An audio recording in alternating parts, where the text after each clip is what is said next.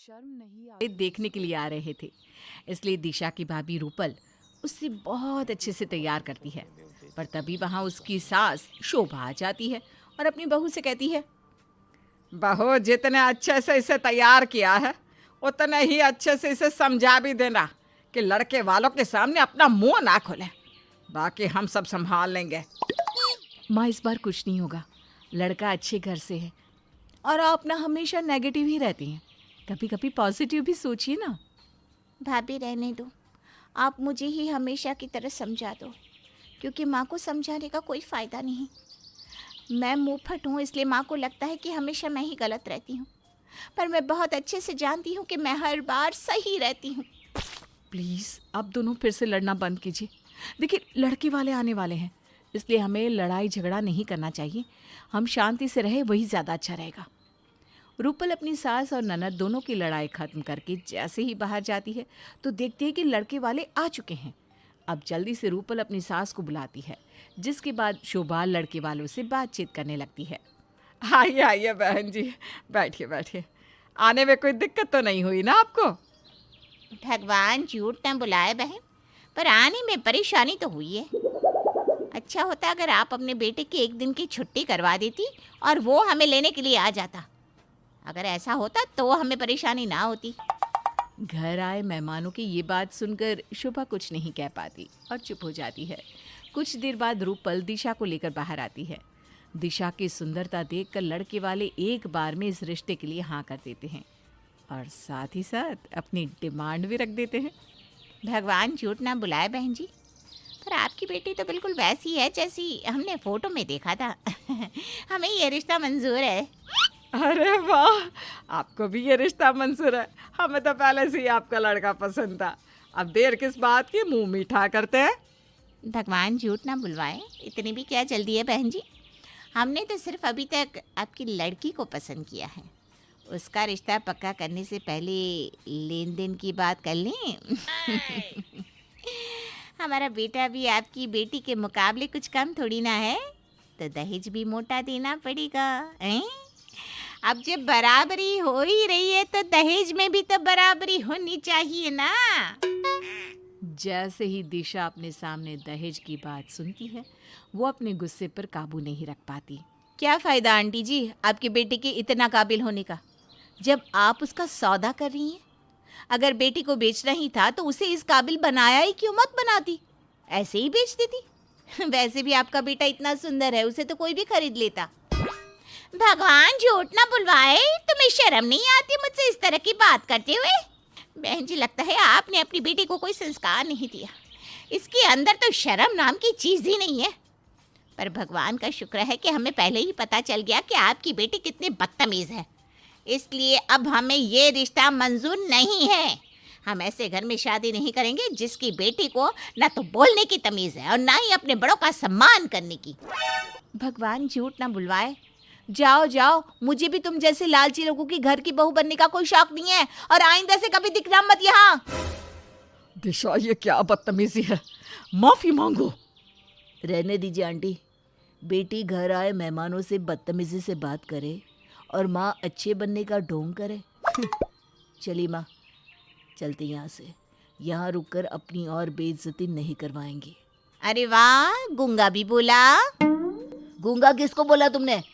दिशा, ये सब क्या कर रही हो तुम? आप हमें माफ़ कर दीजिए और यहाँ से चले जाइए। अब ये रिश्ता चाह कर भी नहीं हो सकता। इस तरह से रूपल बिगड़े हुए माहौल को संभाल लेती है और लड़के वालों को भेज देती है। लड़के वालों के जाने के बाद शोभा का सारा गुस्सा दिशा पर निकलता है। दिशा, तेरी इन्हीं बदतमीजी और मुंह फटोने के वजह से तेरी शादी कहीं भी नहीं हो रही। देखना, तो कंवारी ही रह जाएगी, कोई तुझसे शादी नहीं करेगा और मैं तुझे ज़्यादा दिन नहीं पालने वाली। आखिर माँ कब तक अपने बच्चों का बोझ उठाएगी? और बहू, मैंने तुझे समझाया था ना कि इसको अच्छे से समझा देना। पता नहीं कब सुधरेगी ये लड़की। माँ जी गुस्सा मत कीजिए, मैं समझाती हूँ दिशा को। अरे अब समझाने का कोई फायदा ही नहीं है। अरे उसने तो कसम खा रखी है कि वो मेरी नाक पूरे समाज में कटवा कर रहेगी। सिर्फ आज के दिन वो अपना मुंह बंद नहीं रख सकती थी क्या मेरे लिए? पर मैं होती कौन हूँ जो वो मेरे लिए कुछ सोचे या कभी मेरी फिक्र करे। दिशा ने आज जो हरकत की थी उसकी वजह से शोभा दिशा से बहुत नाराज हो जाती है और उससे बात करना भी बंद कर देती है। इसी तरह से कुछ दिन बीत जाते हैं और एक बार फिर दिशा के लिए रिश्ता आता है। पर हर बार की तरह इस बार भी जब लड़के वाले दहेज की डिमांड रखते हैं तो दिशा घर आए मेहमानों को खरी खोटी सुना दी। मुझे तो समझ में नहीं आता तुम लड़के वालों का। अरे मेरा भी भाई था, उनकी भी शादी हुई है, पर हमने तो भाभी से कुछ नहीं मांगा। और तुम लड़के वालों को देखकर तो ऐसा लगता है कि तुमने लड़का नहीं जानवर पैदा किया है। जितना बेटों पर खर्च नहीं किया उससे ज्यादा तो तुम्हारी डिमांड होती है। हे भगवान, कितनी बेशर्म लड़की है। ऐसी लड़की से तो कोई शादी ना करे, तब भी तो इसकी उम्र निकलती जा रही है। चल चल बेटा, यहाँ से चलते हैं। नहीं नहीं बहन जी, रिश्ता मत तोड़िए। मेरी बेटी से गलती हो गई, मैं उसे समझाऊंगी। वो ऐसी गलती फिर कभी नहीं करेगी। माँ क्यों झूठे वादे कर रही हो?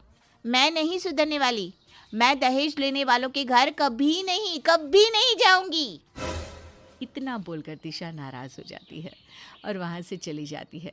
लड़के वाले भी वहाँ से चले जाते हैं और एक बार फिर घर का माहौल काफ़ी बिगड़ जाता है। और अब शोभा दिशा के लिए रिश्ते देखना बंद कर देती है। पर रूपल अपनी सास को समझाती है और उससे कहती है, माँ जी, आप दिशा की शादी की चिंता मत कीजिए। अपनी ननद की शादी अब मैं करवाऊंगी। और मुझे नहीं लगता कि दिशा कुछ गलत कहती है। दहेज लेना और देना दोनों ही कानूनी जुर्म है।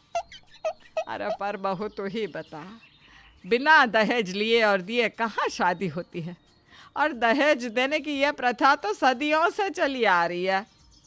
माँ जी, दिशा इसी प्रथा को तो खत्म करना चाहती है। अरे तू जानती है ना बहू, यह प्रथा कभी ना खत्म होने वाली प्रथा है। आजकल लोग भले ही प्रचार करते फिरे कि दहेज लेना देना पाप है, पर ऐसा कुछ नहीं है। मैं जानती हूँ माँ जी, लेकिन जो दिशा कर रही है ना वो भी गलत नहीं है।